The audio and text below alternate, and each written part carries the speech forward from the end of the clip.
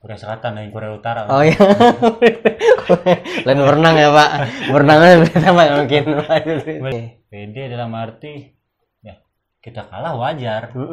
Ngelawannya normal. Lawan yang normal. Oke. Tapi kalau aku bisa menang sama mereka, kebanggaan sendiri. Kebanggaan sendiri. Kayak gitu. Yang harga segitu kita nyelam, dalam nggak basah tuh. Gak basah. Anjir. Sorry apa segala macam karena ya itu tadi untuk satu set baju tanding aja harganya bisa hampir 10 juta. Hampir 10 juta. Untuk satu kali tanding kan kayak gitu.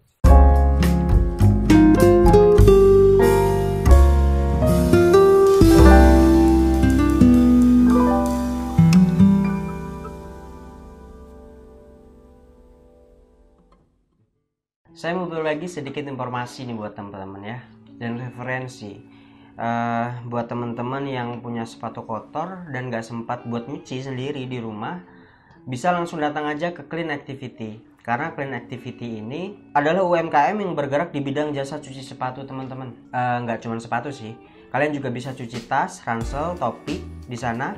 Clean Activity juga menyediakan beberapa treatment ya untuk sepatu.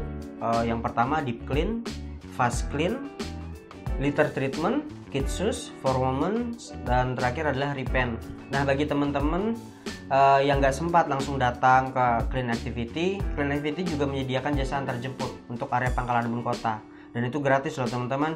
Jadi tunggu apa lagi, buruan teman-teman yang pengen cuci sepatu kotornya, kalian bisa langsung datang aja ke Clean Activity. Harganya juga terjangkau, proses pengerjaannya cepat, dan itu gratis untuk yang terjemput ya. Untuk info lebih lanjut kalian bisa langsung aja cek nih di IG-nya Clean Activity _sus atau cek di box description yang ada di bawah, udah saya siapkan. Oke, buat teman-teman terima kasih. Assalamualaikum warahmatullahi wabarakatuh. Selamat datang lagi di channel WB Talk With. Nah, kita malam ini sama seperti podcast yang kemarin-kemarin yang udah kita tetap ngobrol santai tanpa ada intimidasi. Oke. Malam ini kita kedatangan tamu juga yang gak kalah spesial dari yang kemarin-kemarin. Karena saya akan mengundang orang-orang yang berkompeten di bidangnya. Wah, terlebih teman-teman saya. Jadi di sebelah saya ini sudah ada teman saya. Langsung aja kita tanya-tanya ya. Bisa diperkenalkan dulu. Nama saya Jumri. Apa lagi? Profesi mungkin? Profesi saya jadi pelatih renang lah untuk saat ini. Oh, untuk saat ini. Oke. Jadi konteksnya malam ini ya saya ngundang beliau dikarenakan mungkin banyak di Pangkalan Bun khususnya orang-orang yang juga renang, pelatih renang atau mungkin atlet renang mungkin. Cuman maksudnya kenapa saya undang Jumri dikarenakan pertama dia bukan di kelas yang normal yang difabel. Kalau bahasa kasar sekarang tuh yang cacat lah ibaratnya. Yang cacat. Ya. Nah, oke. Dan itu ada kelas-kelasnya. Nah, kebetulan teman kita yang satu ini sudah pernah kemana-mana nih gara-gara air, ya kan? Bahkan dia datang ke podcast ini nggak jauh-jauh dari air. Harinya hujan, nah jadi dia kehujanan di jalan kan, seru memang. Jadi ya memang cocoknya di air dia kayaknya. Mantap. Jadi kita ngobrol-ngobrol santai nih. Nah kalau di air, udah lama apa? Untuk renang tuh? Untuk renang dari umur 5 tahun udah bisa berenang. Dari 5 tahun? 5 tahun karena kita anak bantaran sungai kan. Anak Mendawai lah. Oke. Mendawai bawah, kita anak bantaran sungai. Jadi 5 tahun tuh udah bisa berenang gitu. Karena memang ibaratnya wajib lah ibaratnya. Kalau bisa berenang kan pinggir sungai lucu gitu kan. Lucu. Ada pinggir sungai. Berarti memang sudah dari kecil udah biasa tuh yang namanya berenang apa segala macam. Tapi berkat dari yang namanya dari kecil tadi, gimana ceritanya kok bisa sampai yang ngerasain negara lain tuh gimana ceritanya?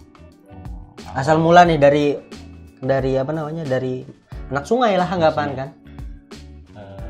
Waktu sekitar kelas 5 SD nggak sengaja kita tuh ngejar layangan. Oke. ngejar layangan, mau nyebrang sungai itu kan, ngejar layangan, terus ada seorang pelatih ngelihat itu, seorang pelatih renang lah, sampai sekarang masih jadi pelatih saya lah. Jadi pas ngejar layangan selesai dipanggil oleh pelatih renang, mau nggak jadi atlet renang kan? Nama kita anak sungai, ayo berenang gitu. Kita pikir kan cuma berenang aja kan, berenang aja. Terus diajak latihan lawan arus kan, selama seminggu itu lawan arus. Lawan arus kita tuh berempat sama teman-teman itu kan, lawan arus. Cuman yang rutin dalam seminggu cuman aku. Jadi ikut latihan, ikut pertandingan waktu itu. Cuman latihan dulu di Pangkalan itu ada kolam. Kolam renang, seingat saya itu kolam renang di Koni. Di Koni. Yang airnya kayak Green Lantern itu ya. Hijau. Hijau lah ibaratnya. Sekarang udah enggak lagi lah. Jadi latihan di situ, dilatih dulu di situ, ya ibaratnya sampai benjol juga lah ibaratnya. Biar kelihatan geragum. Gara-gara keruh tadi tuh. Enggak pakai kacamata lagi, nama anak sungai kan. Iya. Tabrak terus pokoknya. Penting sampai.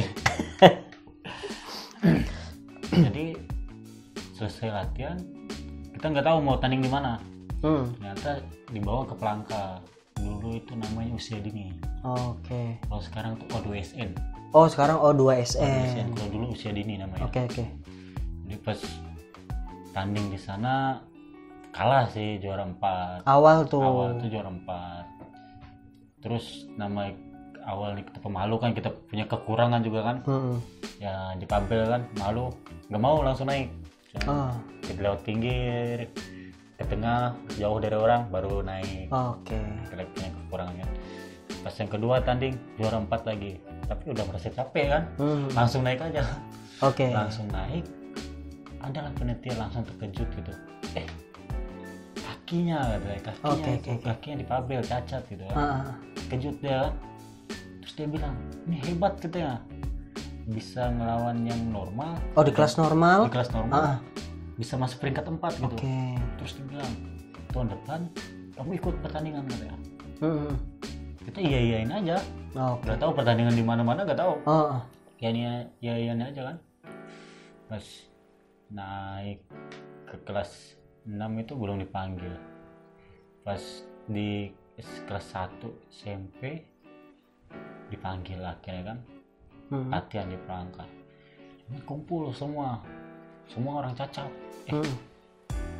Ini ada olahraga cacat ternyata. Kita nggak tahu ada olahraga cacat. Awalnya nggak tahu ada olahraga cacat. Dilatih selama 3 bulan di Pelangka kan.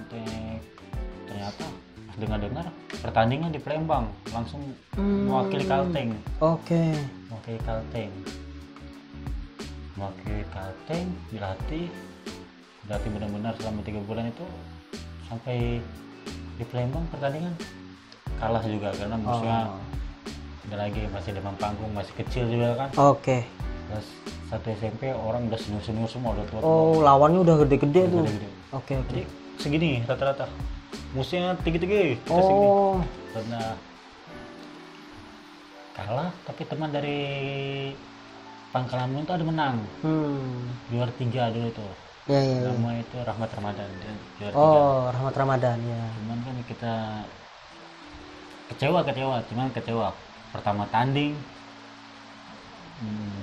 ibaratnya mau bangga nama Kalteng, cuman kalah gitu kan. Melihat musuhnya kayak gitu kan, kalah.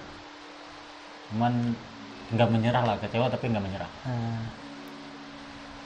Mengingat musuh yang paling hebat itu dulu pulang dari Athena, ada Olimpiade.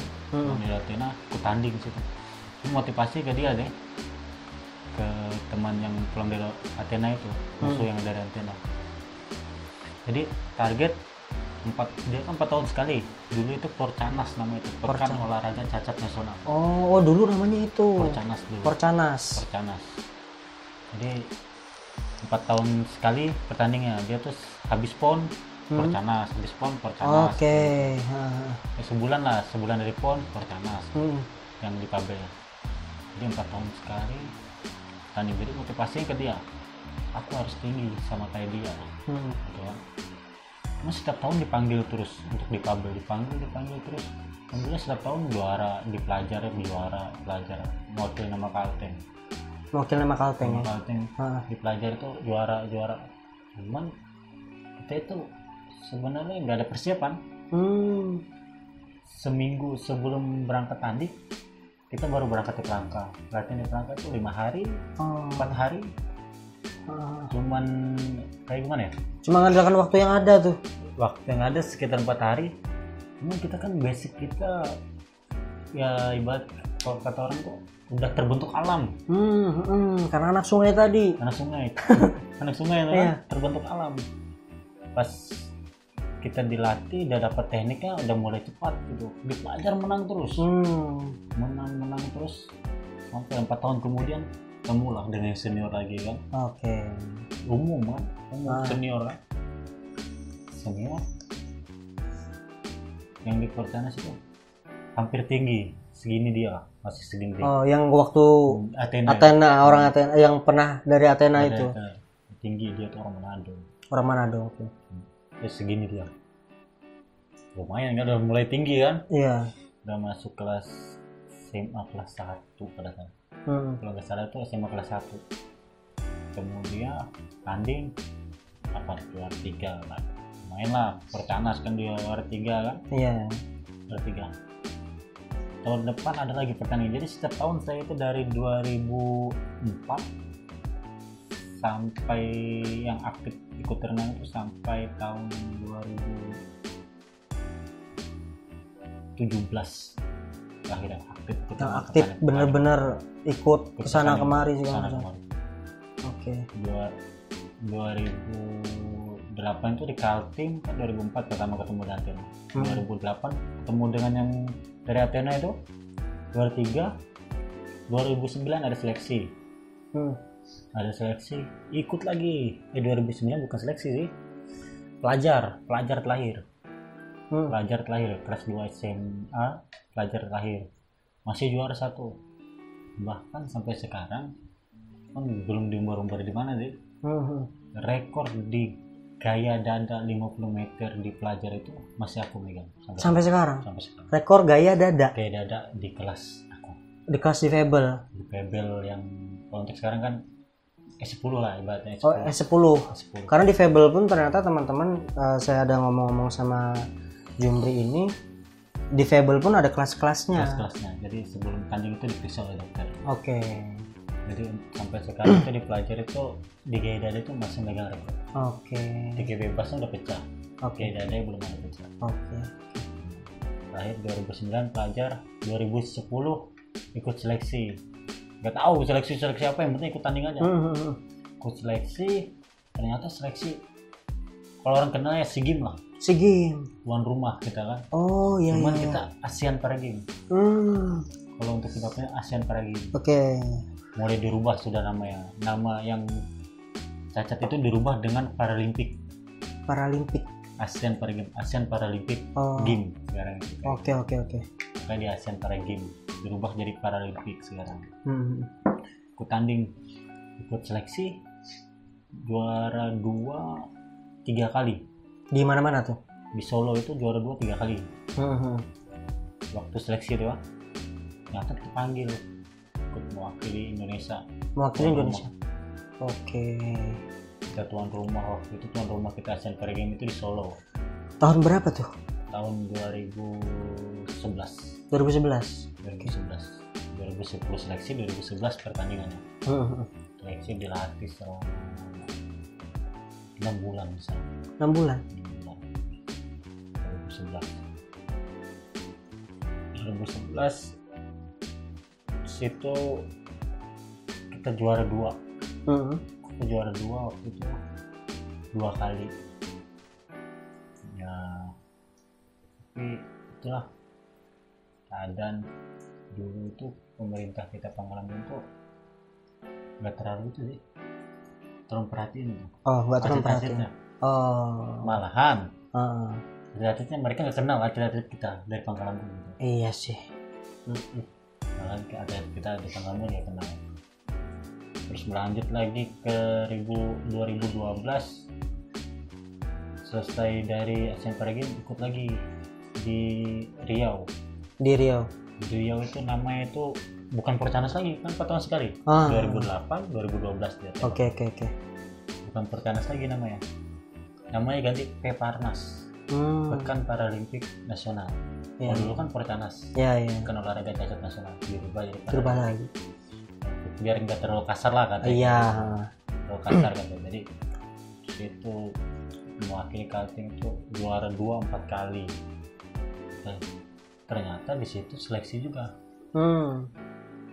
Seleksi untuk ASEAN Para Games lagi. Kita nggak tahu kan bahwa itu seleksi yang juara itu ternyata dipanggil lagi untuk ASEAN Para Games. Kalau di normal SEA Games itu di Myanmar. Jadi di situ kita ikut latihan lagi di Myanmar, Kak. Tanding lagi di Myanmar. Situlah baru kita belajar tuh memang betul-betul kayak gini latihan di daerah lain tuh kayak gini. Di Kaltim nggak ada latihan kayak gini gitu. Di Kaltim setahu aku tuh kayak gitu, pas aku latihan renang nggak ada latihan di Kaltim yang kayak gitu. Jadi kita tahu kayak masuk timnas lah kita waktu itu, cuma timnas yang ditampil. Kayak gini cara latihannya, kayak gini. Di Myanmar kita juara 2 tahun 2013. Juara 2. Oke. 13 masuk ke 2004 akhir tahun lah itu. Akhir tahun. Masuk ke 2014 lah kalau nggak salah itu udah masuk 2000 awal tahun. Awalan. SEA Games-nya di akhir tahun. Awal tahun. Dan itu ASEAN. Ternyata juara 2 di situ. Seleksi juga ternyata di ASEAN itu seleksi buat ASEAN Games. Cuman yang dipanggil ASEAN Para Games. Masuk gak menyangka juga kan.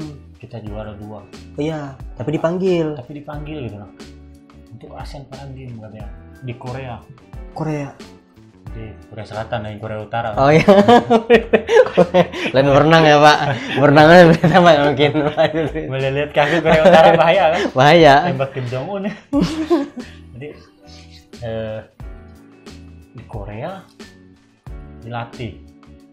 Kita 10 orang atlet renang dari Indonesia itu jadi 9-10 diantaranya itu juara 1 semua, cuma aku yang juara 2.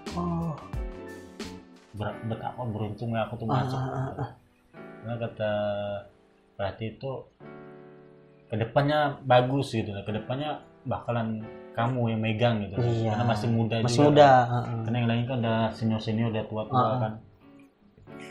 Pas di ASEAN Para Games di Korea tandingannya latihannya gaya punggung, latihan gaya punggung, gaya bebas.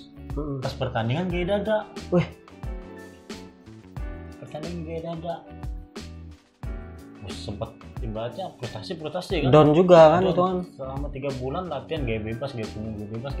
Pas sudah begitu tanding gaya dada. Down kan. Gak pernah gaya dada ibaratnya. Ini gerakan yang belum dipelajari ibaratnya. Cuman bisa berenang cuman belum dipelajari. Pas tanding ketemu Cina, ketemu itu kan. Ketemu negara-negara lain itu kan. Irak itu paling kuat, seingat saya itu Irak. Tangannya putus. Tangannya nggak ada. Cuman 1. Jadi itu buat grogi juga. Tanding penyisihan 100 meter kan? 100 meter. 100 meter tanding peringkat 2 di penyisian. Cuma dari peringkat 2 DSQ, diskualifikasi. Kenapa tuh? Salah gerakan kaki. Sedikit. Karena ketat berarti dong. Saking ketatnya di Korea itu mereka pakai kamera di bawah gitu. Di atas ada, di bawah ada. Jadi kelihatan tuh. Gerakan kaki salah sedikit didiskualifikasi langsung dari urutan 2 langsung turun ke bawah. Wih gila dong. Sampai kata pelatih tuh, berenang kamu bagus. Cuman kesalahan gitu. ya nggak apa-apa Pak kata luar. Ya. Karena di situ saya juga nggak terlalu belajar yang mendalami gaya itu. Iya. Tiba-tiba tanding kayak gitu. Maksudnya nggak sesuai ekspektasi. Cuman untuk waktu latihan dan waktu tanding pernah dicoba itu rekornya pecah jauh, rekor sendiri sih. Rekor sendiri. Pada saat latihan sama pada saat tanding tuh lebih jauh. Pendek waktu tanding. Lebih lebih cepat lah. Nah, ada kebanggaan sendiri sih meskipun kayak gitu. Akhirnya tanding malah tahun depannya SEA Games lagi. Asian Para Games Singapura terakhir kan.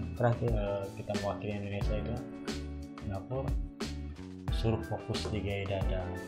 Mengulangi yang dulu, jangan sampai dis lagi ya. Oke, kita latihan selama 5 bulan itu latihan. Memang kita fokus kan, alhamdulillah juara 2 gitu lah. Di Singapura juara 2. Jadi kalau memang kita betul-betul latihan pasti otomatis lah. Ibaratnya gerakan nggak bakal salah. Alhamdulillah juara 2 waktu itu. Balik ke Indonesia ya, kalau bonus sih adalah dari pemerintah. Ada baratnya. Cuman kalau menurutku ya bukan sekedar bonusnya juga, itu bonus uang itu belakangan lah, pengalaman yang penting. Yang jelas pengalaman yang benar-benar nyata kita dapat pengalaman, ketemu teman-teman ya yang disabilitas, yang difabel itu. Ya kita bersyukur lah, ibaratnya kita cuman kekurangnya di kaki gitu. Sedangkan teman-teman tuh ada tangan hilang, yang makannya cuma pakai kaki, ada yang jalannya pakai tangan. Itu bersyukur kan. Cuman di situ karena kita itu kompak, kebersamaan, jadi saling tolong menolong. Mau ada tangga teman yang gak bisa naik, kita gendong. Saling bantu gitu. Jadi dari Sabang sampai Merauke itu akrab semua. Jadi kayak udah kekeluargaan aja. Keluarganya lebih kuat. Gitu. Karena saling melihat kekurangan satu sama lain, bukan kelebihan satu sama lain. Ya. Nah, kadang-kadang kalau pengalaman waktu kita latihan segala itu kan, teman-teman itu enjoy, terus ngajarin kita kayak gini cara latihan, kayak gini. Nggak ada yang itu sih disombongin sih, dia senior gini-gini. Enggak, saling bagi ilmu. Kayak ada teknik ini. Bagi ilmu terus kayak gini, biar kamu cepat kayak gini, diajarin. Bahkan sampai suplemen dibilangin, ini suplemen bagus. Saking kekeluargaan itu. Nggak ada saling, ibaratnya ya bermusuhan tuh, nggak ada, keluarganya gitu. Keluarganya yang kuat, solid. Nah, terakhir di situ mewakili Indonesia tuh Singapura, terus tahun berikutnya Singapura 2015, 2016 kita ada pertandingan lagi di Bandung. Peparnas lagi. 4 tahun sekali kan. 2012, 2016 Peparnas lagi di Bandung, juara 2 lagi. Juara 2 lagi 4 kali lagi. Juara 2 4 kali lagi. Terus tahun depannya ada kejurnas, ikut lagi. 2018 itu ada kejurnas. 2019 itu Asian Games 2019 kah? Itu Asian Games 2019 Gus. 2018 akhir ya. 2018 aku ikut seleksi Asian Para Games lagi. Pengen coba-coba, siapa tahu masih bisa gitu kan. Ternyata memang udah bisa. Umur yang muda-muda lebih jago apa segala macam. Umur memang betul sih, umur cuman yang 11-11an ke 20 itu lagi naik on fire tuh mereka tuh. Jadi umur udah tua juga, 28 juga, 29 kan. Jadi umur tidak bisa bohong. Cuman semangat aja yang kuat. Iya, semangat kuat. Cuman ya itulah, memang udah waktu ya mungkin. Nggak lolos juga untuk Asian Para Games 2019 apa ikut prop normal, beraniin diri ikut pro Oke, normal. pede sudah nih. Pede. Oke. Pede dalam arti ya kita kalah wajar, Ngelawannya normal. lawan yang normal. Oke. Tapi kalau aku bisa menang sama mereka, kebanggaan sendiri. Kebanggaan sendiri. Kayak gitu. Jadi tanding, ikut pro juara 3. Juara 3 Juara 3 di kelas normal. di kelas normal. Mantap. Kelas normal.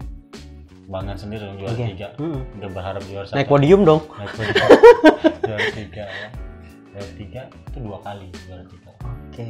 Jarak 200 meter lah. 200 meter berarti berapa kali bolak-balik? 4 kali. 4 kali bolak-balik. Kan panjang 50 50. Jadi bolak-balik. bolak-balik. Jadi ya ibaratnya ya itulah apa, semangat memang ada, cuman tetap latihan, ibaratnya latihan tetap ada gitu. Iya. Latihan. Cuman enggak terlalu kayak dulu kan masih muda-muda ya, latihan tuh lagi masih. full-full ya. Iya. Gitu. Semangat kenceng-kencengnya juga, tenaga segala macam. Ibaratnya emosi masih tinggi. Masih mau tinggi. kalah gitu nah. Iya. Pengennya maju terus. Aku harus bisa kan apa segala macam. Ibaratnya kayak gitu. Tapi sampai sekarang bisa nggak dihitung tuh medali di rumah udah berapa tuh, Bi? 20 lebihan. 20 lebih medali itu. Medali. Oke, berarti kalau untuk mewakili Indonesia sendiri udah terhitung berapa kali? 3 kali ya 3 berarti? kali. 3 kali. Korea Selatan, Myanmar, sama Singapura. Oh, 4 kali. 4 kali. Indonesia tuan rumah. Oh, Indonesia. Oh iya. 4 kali. Mewakili Indonesia udah 4 kali dan cuman miss-nya di Korea Selatan. Nggak dapat juara tuh. Gak dapet juara. Yang lain-lainnya dapat. Nah, Indonesia tuh harusnya bisa nih ngelihat, ya kan? Semua pasti bisa lah. Pasti bisa lah ngelihat. Terlebih lagi pemerintah daerah tuh harusnya lebih bisa melihat. Ya, Putra daerah, iya kan? Tapi kalau udah nggak ikut apa segala macam kayak gitu, berarti kesibukan sekarang lebih fokusnya ngelatih nih. fokusnya ngelatih sekarang. Fokus ngelatih. Itu keinginan ngelatih udah dari jauh-jauh hari atau baru-baru aja nih? Udah jauh-jauh hari sih, pas pulang dari Singapura. Sebelum itu kita belajar dulu jadi pelatih, kayak gimana sih jadi pelatih, gini belajar sama teman-teman, sama pelatih juga belajar kan. Pengen jadi pelatih itu kan, ngajarin anak-anak setidaknya yang nggak bisa berenang jadi kita bisa berenang gitu. Kita ajarin kan, terus di situ kita menyimpulkan bisa ngambil bibit gitu. Ya, cari bibit-bibit yang baru gitu. Regenerasi lah. Regenerasi. 2015 udah mulai buka, awal 2016 awal mulai buka ya, sekarang dikenal privat renang Kobar lah. Oke. Privat renang Kobar. Di mana tuh? Di kolam renang Pak Eko. Salsabila Gang Bayam. Gang Bayam. Oke. Salsabila Gang Bayam. Jadi kita melatih di situ sekarang ya, sekalian melajari orang berenang, sekalian mencari bibit-bibit yang baru. Iya, sekalian kayak gitu. Jadi ibarat tuh menyelam sambil minum air. Padahal memang itu kerjanya juga di air. Hobinya di air. Kalau latihan di situ fasilitasnya lengkap nggak tuh? Sebenarnya kalau untuk kolam nggak standar. Nggak standar. Kan kolam situ kan cuma 18 meter. Sedangkan yang ini yang lucu nih deh. Sering orang latihan di situ 18 meter. Pas ngeliat kolam 50 kaget. Down. Panjang. Kuat nggak ya? Karena nggak ada apa-apanya nih dibanding sama yang 18 meter tadi. Oke. Cuman kan semua kan karena semangat juga latihan gini fasilitas ibaratnya sarana nggak memadai, cuman kita gunakan yang ada lah ibaratnya. Iya, dimaksimalkan. Kita bisa membuat prestasi itu bisa. Oke. Kita buat prestasi.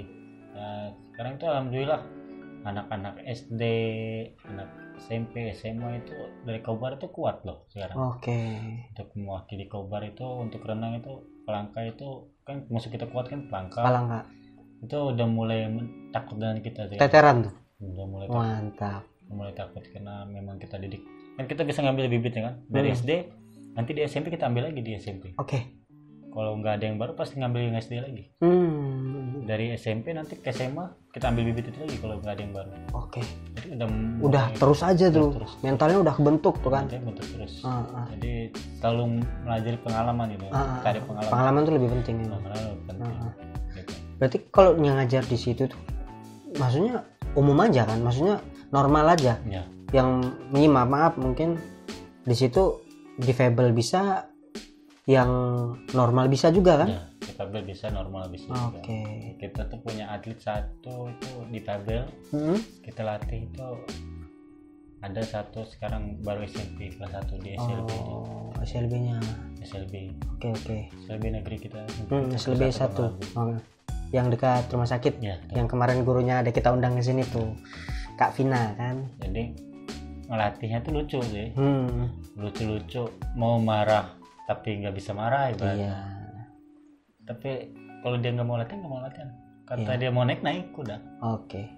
Cuman kan kita kasih arahan terus kita biasanya kasih umpan. Kalau kamu habis berenang, aku beliin pop mie. Oke. Jadi mau berenang dia kan, dikasih program kayak gini mau dia kan. Selesai naik dia makan pop mie. Oke. Kalau nggak aku kasih uang kataku. Kadang kebanyakan pop mie lah, kasih pop mie gitu. Dan buat dia narik. Ya, udah 2 kali mewakili Kalteng sih dia. Dia. Ada juara nggak tuh dia? Kemarin di pelajar dia juara 3. Oke, berarti mantap sudah. Jadi kemungkinan buat abang-abang atau bapak-bapak yang sekiranya pengen anaknya bisa berenang ya, dengan diawasi atau dilatih sama yang sudah berpengalaman, bisa nih ke teman kita Jumri, karena beliau nih buka privat berenang. Nah, jadi di situ nggak ada patokan umur, nggak ada juga kan? Untuk sementara itu kita dari umur berapa tuh? Umur 7 tahun. Umur 7 tahun sampai mungkin yang udah SMA sampai tua pun ada. Jadi mungkin yang berminat bisa langsung nih tanya-tanya, mungkin nanti IG-nya bisa saya taruh atau Facebook-nya segala macam di deskripsi, jadi bisa langsung tanya-tanya, kepo-kepo berapa apa segala macam, terus latihannya gimana bisa. Karena kalau yang kita omongin kemarin tuh, kalau untuk standar renang untuk lomba mahal nggak? Kalau standar renang mahal. Untuk celana deh berapa? Karena bermacam, jadi paling murah itu 2,5 juta. 2,5 juta. Kacamata Hampir 1 juta. 1 juta. Ini ada topi juga kan? Topi ada. Topi itu hampir 0,5 juta. Yang udah mantap lah. Untuk tanding lah. Untuk tanding tuh udah oke. Cuman kalau untuk kayak latihan biasa apa segala macam, ada aja mungkin yang murah-murah. Tapi cuman maksudnya bagus juga lah kan. Celana itu ini yang aneh, celana itu harga 2,5 juta itu yang paling murah itu. Yang paling murah. Paling murah. Untuk standar tanding tuh. Iya. Kalau yang 2,5 juta itu biasa ya. Kalau yang profesional itu, yang pro itu kan, 10 kali pakai buat tanding dibuang. Wih, kenapa? Karena udah meresap air. Oh jadi kalau ini baru tahu juga nih kan, Kido. Berarti kalau celana renang yang harga segitu kita nyelam, dalam nggak basah tuh? Nggak basah. Anjir. Jadi memang untuk sekali tanding selesai. Nggak basah juga dalam. Woi, peliharaan nggak masuk angin, Bung. Oke. Oh, baru tahu. Kirain ya tetap basah lah kan apa segala macam. Jadi airnya tuh lewat. Oh. Badan celana kita tuh ngapung. Oke.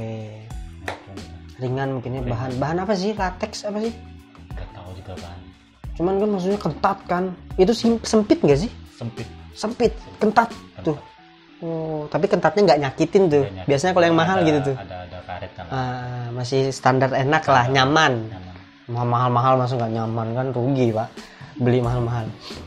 Jadi ternyata yang namanya dulu kan berarti bisa bilang kayak gini kan, Bi? Hobi berenang. Hobi, dikatakan hobi ya sangat hobi. Hobi. Sangat hobi. Oke. Hobi. Tapi cerita aku lahir. Waktu banjir. Lahirnya pas banjir. Berarti memang nggak jauh-jauh yang namanya air ya kan. Lahir banjir, ya kan? Berarti musim hujan.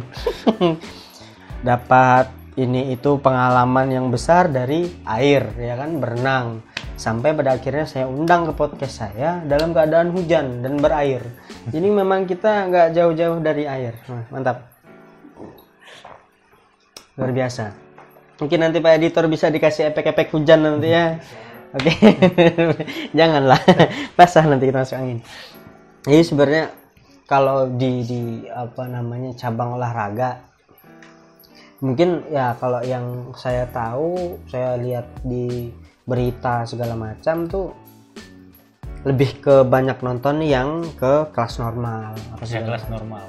Tuh. Nah, di konteks ini nih ya makanya kenapa diundang ya karena beda, ya kan? Maksudnya nggak pernah nonton, ternyata ada teman yang mewakili Indonesia segala macam di kelas difabel, nggak tahu juga beritanya, bahkan tahu pun dari teman-teman tuh dulu tahun berapa tuh tahu sih ini dia mewakili Indonesia apa segala macam, cuman maksudnya ya mungkin inilah di khususnya di Pangkalan Bun sendiri itu ya mungkin diberitakan, entah mungkin saya yang kurang baca berita, ya kan, sering nggak baca koran segala macam, cuman saya pribadi ngerasa kok oh iya tapi kok nggak ada ya kan kayak gitu ya. Tapi kemarin diberitakan, pasti diberitakan dong untuk di Pangkalan Bun, bahwa pemuda Kobar mewakili Indonesia, diberitakan dong, ada nggak?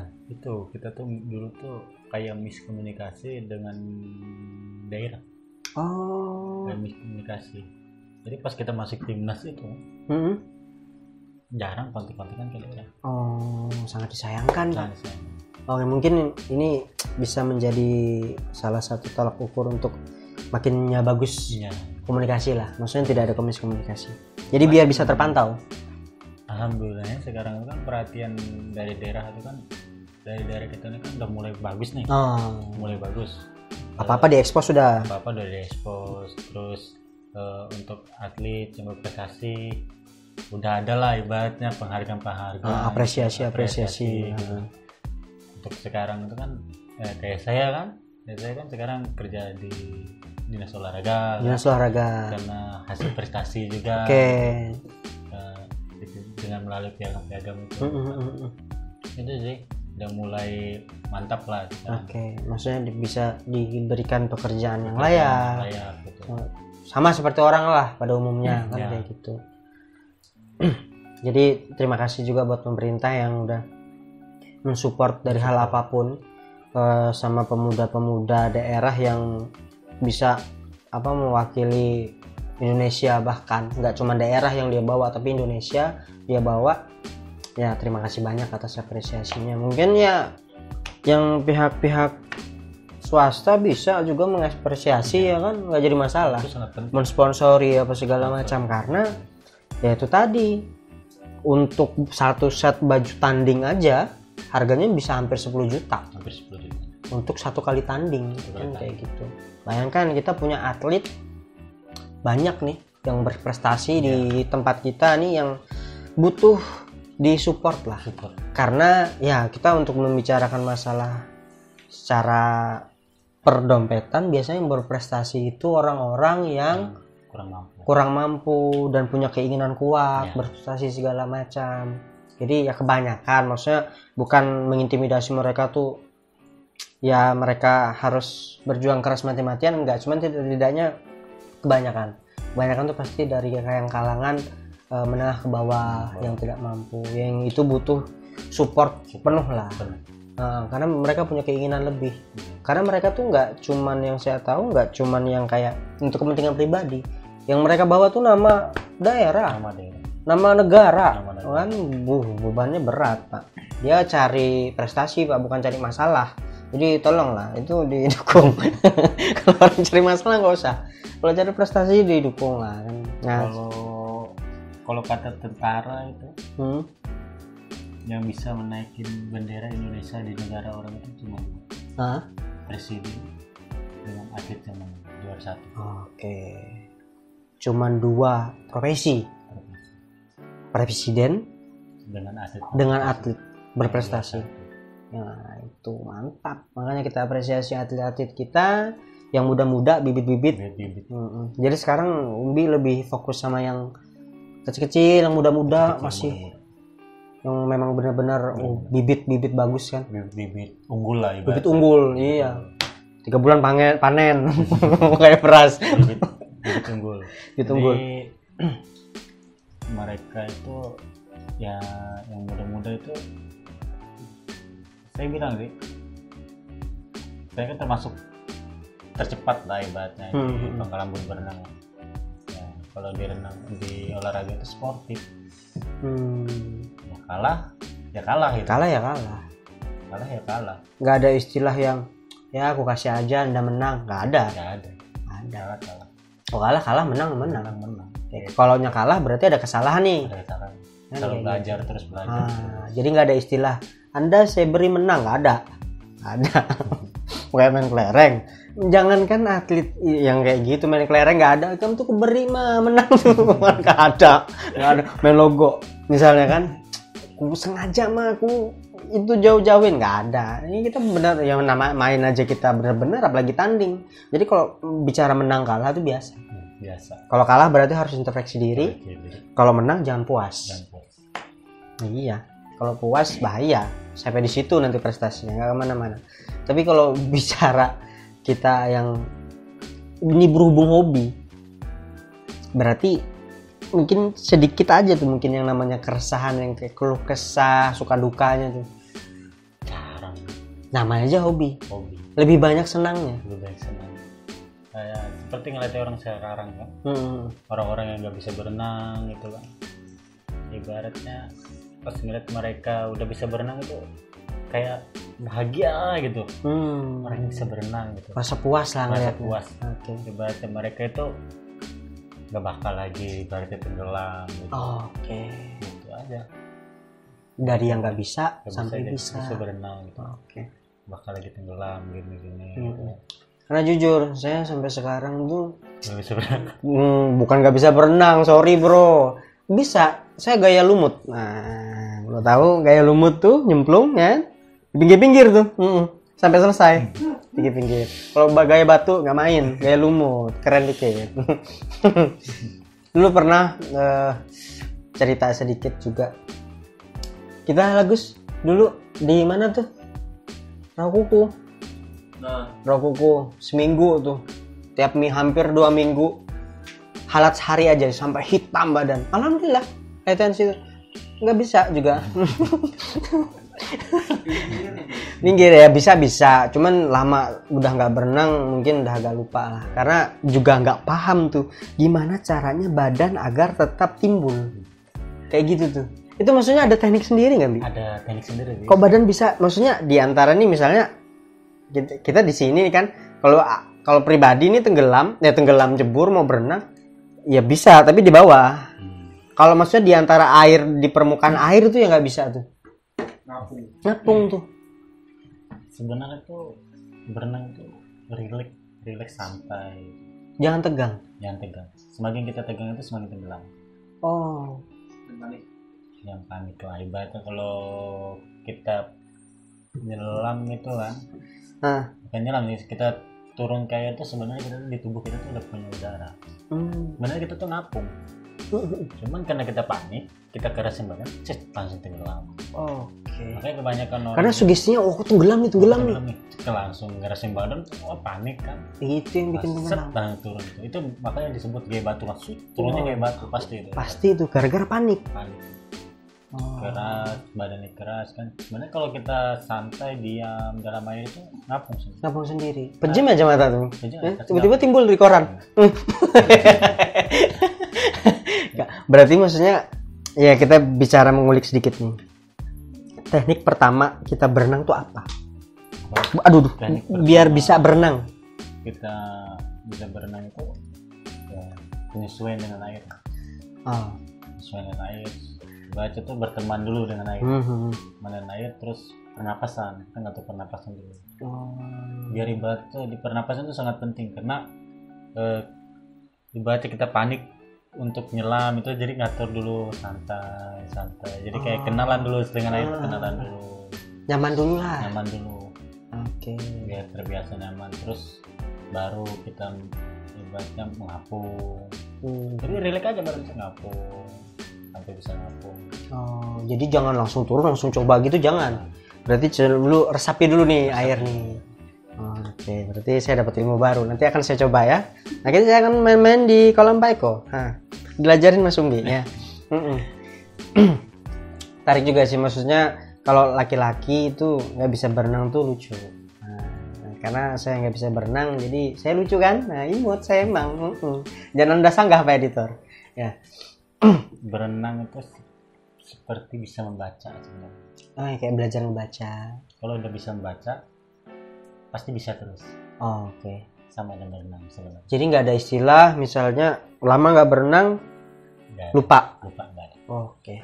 Berarti ya karena kita udah kenal dengan air tadi mungkin. Oke, berarti nggak ada istilahnya yang lama itu nggak bisa berenang, pas tiba-tiba masuk air, lupa nih aku berenang gimana nih? Berarti nggak kayak gitu. Oke, berarti mantap. Berarti saya pede, berarti saya masih tetap bisa berenang. Woi, gaya lumut. Pertahankan gaya saya, nggak ada yang memecahkan rekor selain saya. Gaya lumut. Terlama saya dari jam 7 di Raguku itu sampai jam 12 saya gaya lumut. Habis. Yang dilatih sekarang berapa? Yang dilatih kalau aktif, yang aktif itu karena ini kan masa pandemi, sekolah online juga, jadi waktu sekolah online ini kan udah nentu, jadi yang aktif tuh masih baru beberapa lah, 2-3 orangan baru. Kemarin itu kan itu sempat 10 aktif tuh kan, latihan ya, untuk persiapan jangka panjang lah. Kalau ada pertandingan udah siap gitu. Nggak nunggu lagi baru. Kalau kebanyakan kita sekarang itu yang ada pertandingan baru latihan. Iya, sistem dadakan. Gitu. Iya, kaget juga atletnya Pak. Jadi ya kita bikin jaga panjang latihan terus, ayo seminggu 3 kali. Gitu. Oh iya, rutin lah jadi. Rutin. Biar enggak kaget gitu. Terus kalau ada pertandingan kan paling cuma ganti program latihannya gitu ya, lebih keras lagi lah kayak gitu. Gitu aja dia sekarang ini. Jadi cuman gara-gara COVID ini jadi orang jadi yang belajar renang segala macam, ada yang belajar renang agak sedikit kurang gara-gara pandemi ini lah kan. Tapi kolam berenang ya juga udah dibuka kan? Kolam berenang baru dibuka bulan Agustus kemarin. Ngikutin protokol kesehatan juga kan. Cuman kan ada sebagian orang kan masih takut. Dan sebagian orang sibuk dengan pelajaran itu. Ya. Untuk peminat untuk sekarang kan di daerah Pangkalan Buana untuk renang mulai rame sih, dan mulai rame itu sebagian. Sebenarnya kalau air kaporit itu kok dispesialkan. Air kaporit termasuk antivirus corona kan? Oke. Juga berenang tuh kan kita olahraga. Menguatkan imun juga. Kayak disemprot dispesialkan. Iya. Air kaporitnya. Cuman tuh air kaporit itu cuman ngerasin rambut, ingat, sama madihin mata. Kalau kebanyakan kan keras, berarti sering kan keras rambutnya karena begitu. Enggak, wes pakai dia kan pakai topi. Gaya dia. Iya, gaya dia. Nah, ini anak. Tapi kalau beda kan, kayak berenang di sungai. Contohnya kayak di Sungai Arut. Beda tuh. Karena Sungai Arut kan arus.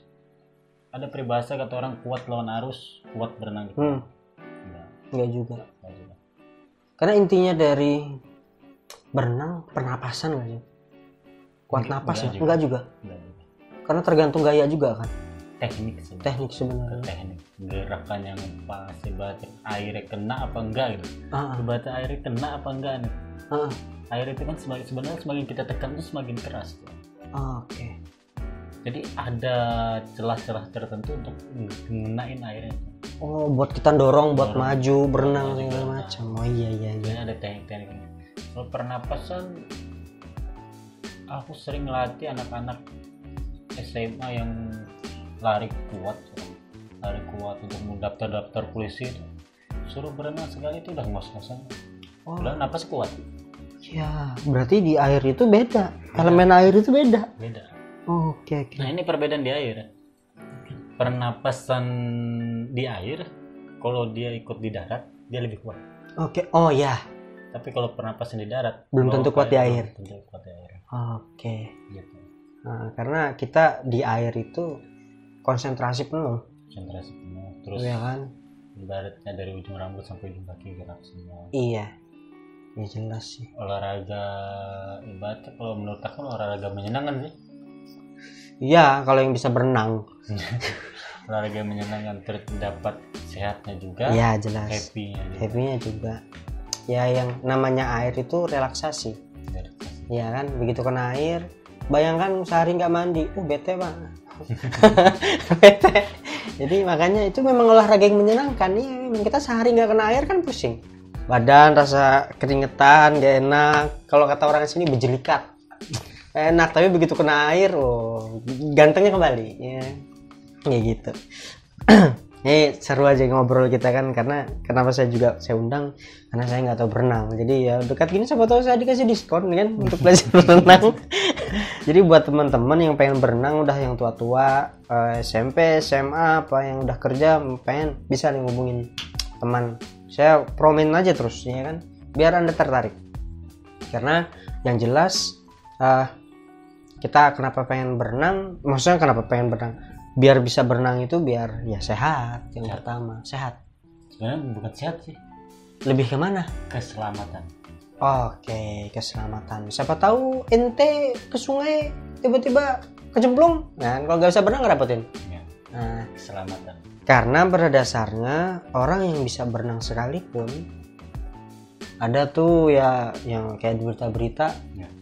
yang tenggelam apa segala macam, ya nggak tahu karena kenapa, segala mungkin kaki keram. Kayak kram atau apa gitu apa. Itu kalau misalnya kayak kita ngomongin keram nih, kalau kaki keram pada saat berenang itu gara-gara kurang pemanasan atau salah gerak atau airnya kurang mantap? Itu yang ku pelajari selama ini, belum tahu. Belum tahu. Karena aku selama jadi atlet, jadi anak sungai, nggak pernah kram. Nggak pernah keram. Oke. Tapi gini deh, berenang di laut sama berenang di sungai, susah mana? Susah di laut. Kenapa? Karena airnya asin tuh. Enggak. Gelombang. Oh iya. Sungai, kalau sungainya ada air terjun susah juga Pak berenang ke atas. Itu kalau kalaunya di laut sebenarnya berat di laut karena airnya tuh asin. Dia bawa kadar zat garam yang beriodium tuh, jadi berat kan, sekilo. Tapi kayaknya memang lebih berat di itu sih kayaknya ya, di laut timbang di sungai. Pernah coba? Dulu waktu di Papua, alhamdulillah waktu itu saya pernah ke Papua ya. Saya berenang, asinnya Pak air Papua. Papua, Jayapura tuh mantap. Minum santai, kita mau bersantai aja, mau durasinya sepanjang apapun kita santai, karena di luar juga lagi hujan kan, jadi kita ngobrol-ngobrol santai biasa. Ya mungkin nih kalau Umbi pulang mungkin hujan baru berhenti. Memang air lah. Memang air kan, jadi memang tidak bisa kita pungkiri. Selain ini akhir tahun memang musim penghujan, jadi ya masalahnya tadi sebelum berangkat cerah, tiba-tiba hujan. Nggak ada pikiran nih bakal hujan, nggak ada. Begitu pas udah sampai sini WA kan tadi, kok hujan, wah parah. Tapi alhamdulillah tadi agak sedikit reda lah, dikit aja, nggak apa-apa. Hujan itu berkah, kita nggak boleh marah, dosa. Dikasih air kok malah marah, karena dari air pun dia dapat rezeki Pak. Amin, ya kan, amin. Harapannya apa ke depannya nih buat mungkin yang sesama atlet, mungkin nanti bisa sampaikan langsung lah, dari atlet, sesama profesi sebagai atlet atau pelatih, atau adik-adik yang pengen berenang, ada saran-saran, ada pesan-pesannya nggak nih? Harapannya sih kalau untuk atlet sih jangan pernah menyerah lah. Intinya jangan menyerah. Ibaratnya kalah, ayo bangkit lagi. Oke. Introspeksi diri lah katamu tadi kan, introspeksi diri, ayo apa kesalahan kita. Kalau ya kita nggak tahu sih kedepannya kita bakal maju atau mundur, itu tergantung kita sebenarnya. Yang terutama itu melawan diri sendiri aja dulu. Iya. Yang paling susah itu melawan diri sendiri. Iya, menaklukkan diri sendiri. Bukan melawan orang ya. Bukan orang. Gitu. Kayak gitu. Nah, benar. Kalau untuk adik-adik yang ya bibit-bibit atau pengen latihan, ya terutama niat lah dan semangat. Iya. Niat dan semangat. Karena kalau aku nggak percaya bakat. Nggak percaya bakat. Nggak percaya bakat. Walaupun Anda dari dulu dari air tapi nggak percaya bakat. Nggak percaya bakat. Oke. Karena ibaratkan kayak pisau yang tajam kita asah semakin tajam. Pisau yang tumpul kita asah bakalan tajam. Oke. Jadi belajar terus, asah terus lah, ibaratnya bakalan tajam. Maupun kayak gimana, kalau dia punya bakat tapi nggak ada niat, nggak ada semangat, percuma. Nggak tersalurkan juga, nggak nyampe juga tuh. Nyampe juga. Benar. Memang nggak percaya bakat sih. Yang terutama orang yang lebih semangat gitu lah. Ya, yang punya niat lebih gitu. Oke. Semangatnya tinggi. Memang kalah dengan yang bakat. Iya. Cuman kalau yang bakat nggak karuan, bakalan kalah dengan yang semangat. Terkadang tuh kan orang yang berbakat segala macam tuh lebih menganggap kayak aku udah lebih dulu atau aku udah lebih hebat atau segala macam. Mungkin mereka yang berbakat-bakat tuh kebanyakan lebih cepat puasnya. Lebih cepat puas. Ketimbang sama orang yang misalnya nggak ada bakat tapi punya keinginan. Nah, mungkin ada nunggu saat dia untuk meledak aja tuh. Kalau diasah terus. Pasti mereka berkembang terus. Pasti berkembang. Terus. Asal rutin, latihan, sering baca-baca, mungkin nonton teknik apa yang sekiranya lebih enak kan kayak gitu. Bahkan berkembang. Asal terfasilitasi. Harapannya nih apa yang pengennya kok di tempat kita nih ada apa sih? Nah, kolam renang standar lah kalau mau ya. Kolam renang standar Ya 50 lah. 50. Ibaratnya buat latihan atlet lah. Iya. Untuk maksudnya untuk sini sendiri lah. Anggapan. Jangan cuman pas ada event aja kita mau jadi tuan rumah baru bikin. Atletnya nggak siap. Ya kalau atlet sih siap-siap aja sih. Cuman fasilitasnya baru dibikin. Kebanyakan kan sekarang kan untuk daerah-daerah itu pas mau jadi tuan rumah baru bikin. Iya sih. Fasilitasnya.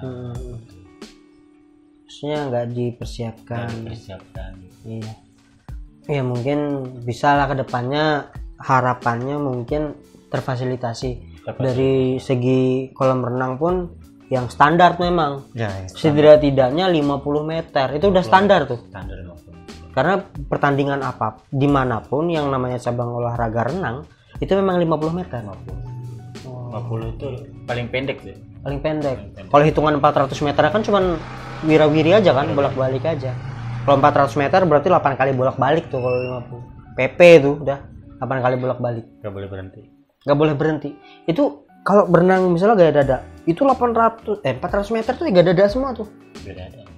Dia tuh kan berenang ada 4 gaya. Gaya bebas, gaya dada, gaya kuku, gaya punggung. Oke. Jadi memang pada saat lomba, mental pun harus kuat tuh. Ya, mental memang harus wajib sih. Terutama tuh mental tuh harus. Iya. Jangan ngelihat musuh tinggi sedikit down. Tapi memang ada rasa down ya mungkin. Karena dari segi loncatan pun kalah. Iya kan? Cuman kan gimana cara mengatasinya? Iya. Kayak aku dulu kan di Singapura kan penonton kan nggak ada ibaratnya mendukung Indonesia paling banyak Singapura kan. Ya ngatasinya kayak gimana katanya biar ibaratnya kita nggak grogi gara-gara penonton gitu kan. Pasti mereka teriaknya Singapura, nggak mungkin Indonesia gitu kan. Iya, benar juga. Cara mengatasinya gitu. Dulu sempat belajar hal kayak gitu juga lah. Itu masuk ke psikolog. Jadi mental itu. Jadi gimana caranya pendukung musuh jadi pendukung kita gitu. Dalam pikiran gitu. Jadi diputar balik. Jadi dulu waktu tanding di Singapura itu pikiranku bukan Singapura yang manggil Singapura. aku dengar itu Indonesia Hah. Indonesia gitu. Padahal Singapura sampai finish baru Singapura. Oke. Dibuat balik gitu. Mensugestikan diri. Sugestikan diri. Biar kita nih semangat. Semangat. Nah, tuh memang gimana caranya mental terbentuk segala macam dengan sering latihan, sering ketemu, komunikasi sama teman atlet lain mungkin biar lebih kayak dapatlah ilmu-ilmunya apa segala macam, gimana cara bentuk mental, gaya-gaya apa teknik segala macam. Pengalaman. Sering bertanya lah. Sering bertanya. Jangan malu. Jangan begitu sudah juara segala macam malah nggak pengen tanya atau pelit ilmu mungkin. Ya. Jangan sampai pelit ilmu. Iya, karena Anda pun mati nggak berenang, Pak. Mati dikapanin. Ya kan? Jangan. Iya kan? Nggak mungkin. Matinya gaya berenang tuh nggak ada. Mati itu diam. Jadi ilmu dibagi-bagi lah. Sama ya nggak semua berenang sih, maksudnya apapun kebiasaan kita, keahlian kita sebisa mungkin ya di-sharing lah ke yang muda-muda. Nggak ada ruginya kok. Kan kayak gitu.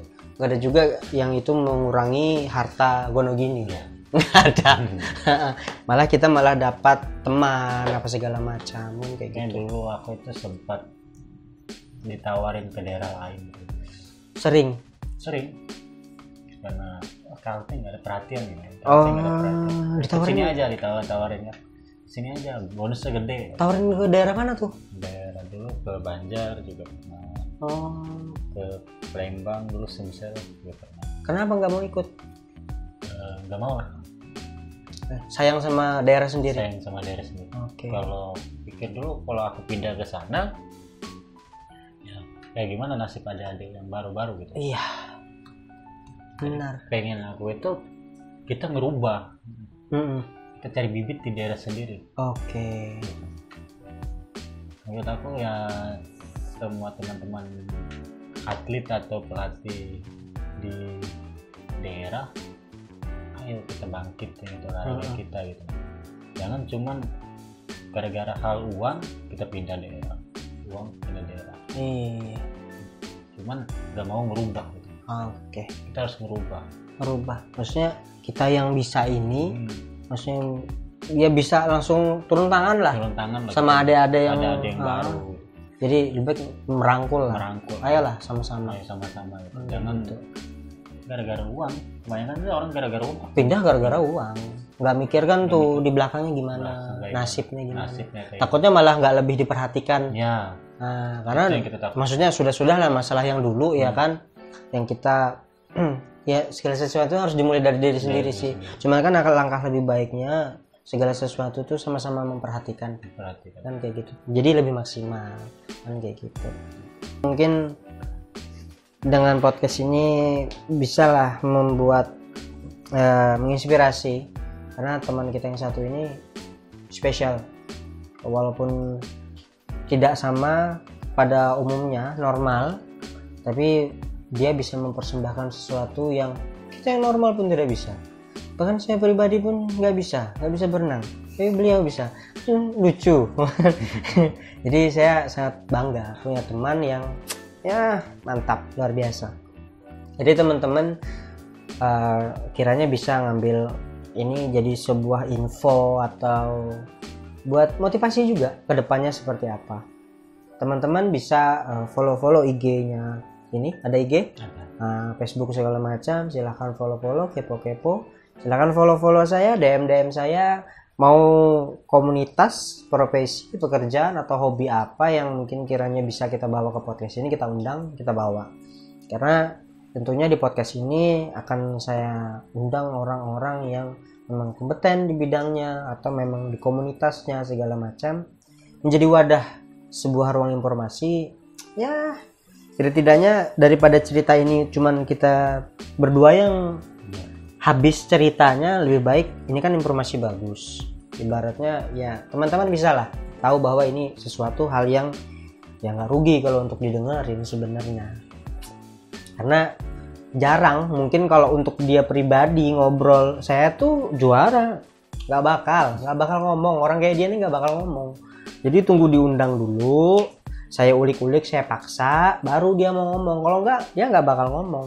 Awalnya aja saya tanya, juara berapa segala macam ya awalnya diam-diam aja ya, cuman karena diulik-ulik, karena dia kemarin cerita dia juga pernah mengeluarkan medali, ada yang bingung banyak dari SD ya kan, orang bingung itu medali apa aja, dari SD udah ikut lomba segala macam, jadi wajar satu tas kan kayak gitu ya. Mungkin teman-teman kiranya bisa ini jadi sebuah informasi yang kredibel lah untuk didengarkan atau untuk disaksikan. Gak rugi, kota Anda tidak rugi asal pakai yang gratis. Numpang wifi apa gitu, Jadikan motivasi, jadikan motivasi gitu ya. bukan dilihat dari kesombongannya. Iya. Ada orang lihat Sombongannya, cuman ini kita lebih ke motivasinya. Pasti. Jangan berkecil hati, aku ini nggak bisa nih kayaknya, oh jangan, Semua bisa. semua bisa asal ada niatnya Asal tadi. ada niat. Benar, pokoknya harusnya semangat, niat yang jelas, niat sama satu modal apa, modal berani ya kan, harus berani, kalau nggak berani percuma, malu-malu jangan, malu-malu ayam jangan. Jadi teman-teman mungkin cukup sekian podcast kita, karena kita habis ini juga mau ngobrol-ngobrol santai lah. Ya ngobrol santai karena juga lagi hujan. Oke teman-teman juga bisa follow IG saya yang tadi udah saya bilangin nih, segala macam berapa kali saya ulang sampai belibet ya kan. Cukup sekian podcast ini. Assalamualaikum warahmatullahi wabarakatuh.